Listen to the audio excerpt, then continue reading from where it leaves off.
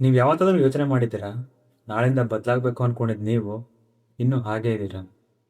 ನಾಳೆಯಿಂದ ಸ್ಟಾರ್ಟ್ ಮಾಡ್ತೀನಿ ಅಂದ್ಕೊಂಡಿದ್ದು ನಿಮ್ಮ ಲೈಫಲ್ಲಿ ಆ ನಾಳೆ ಅನ್ನೋದು ಇನ್ನೂ ಬರಲೇ ಇಲ್ಲ.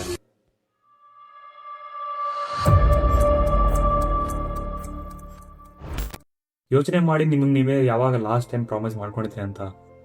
ಅದು ನಾಳೆಯಿಂದ ಸೀರಿಯಸ್ ಆಗಿ ಸ್ಟಡಿ ಮಾಡ್ತೀನಿ ಅನ್ನೋ ಪ್ರಾಮಿಸ್ ಆಗಿರ್ಬೋದು, ಅಥವಾ ನಾಳೆಯಿಂದ ಜಿಮ್ಗೆ ಹೋಗ್ತೀನಿ ಅನ್ನೋ ಪ್ರಾಮಿಸ್ ಆಗಿರ್ಬೋದು, ಅಥವಾ ನಾಳೆಯಿಂದ ಏನಾದರೂ ಸ್ಟಾರ್ಟ್ ಮಾಡ್ತೀನಿ ಅನ್ನೋ ಪ್ರಾಮಿಸ್ ಆಗಿರ್ಬೋದು. ಅದೇ ನಾಳೆ ನಿಮ್ಮ ಲೈಫಲ್ಲಿ ಬಂದಾಗ, ಈಗ ಸದ್ಯಕ್ಕೆ ಓದಕ್ಕೆ ಮನಸ್ಸಿಲ್ಲ, ಆಮೇಲೆ ಓದ್ತೀನಿ, ಜಿಮ್ಮಿಗೆ ಅಡ್ಮಿಷನ್ ಮಾಡಿದಾಗ ನನ್ನ ಹತ್ರ ದುಡ್ಡಿಲ್ಲ, ಒಳ್ಳೆ ಕೋಚ್ ಸಿಗ್ತಿಲ್ಲ, ನಾನು ಏನಾದರೂ ಸ್ಟಾರ್ಟ್ ಮಾಡೋಣ ಅನ್ಕೊಂಡ್ರೆ ನನಗೆ ಒಳ್ಳೆ ಸಪೋರ್ಟ್ ಇಲ್ಲ ಅನ್ನೋ ರೀಸನ್ಗಳ ಮುಖಾಂತರ ನಿಮ್ಮ ನಾಳೆ ಎಂಟಾಗುತ್ತೆ. ಇದು ನಿಮ್ಮ ಫೇಲ್ಯೂರಾ? ಖಂಡಿತವಾಗಿಯೂ ಅಲ್ಲ. ಹಾಗಿದ್ರೆ ಯಾಕೆ ಈ ಥರ ಆಗುತ್ತೆ? This is the motivation trap. Motivation ಅನ್ನೋದು ಒಂದು ಎಮೋಷನ್ ಇದ್ದಾಗೆ.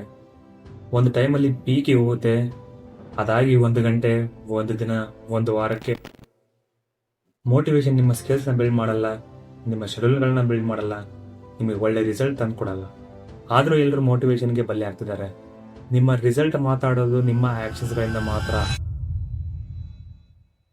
ಯಾಕೆ ಕೆಲವರು ಅನ್ಕೊಂಡಿದ್ದನ್ನು ಸಾಧಿಸೋಕ್ಕಾಗುತ್ತೆ, ಇನ್ನು ಕೆಲವರಿಂದ ಆಗಲ್ಲ?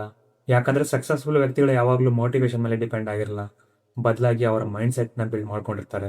ನಾನು ಕೂಡ ಇದನ್ನು ಮಾಡ್ಬೋದು ಅನ್ನೋ ಮೋಟಿವೇಶನ್ ಅಲ್ಲ, ನಾನು ಇದನ್ನು ಮಾಡೇ ಮಾಡ್ತೀನಿ ಅನ್ನೋ ಮೈಂಡ್ ಸೆಟ್ ಅವ್ರದ್ದಾಗಿರುತ್ತೆ.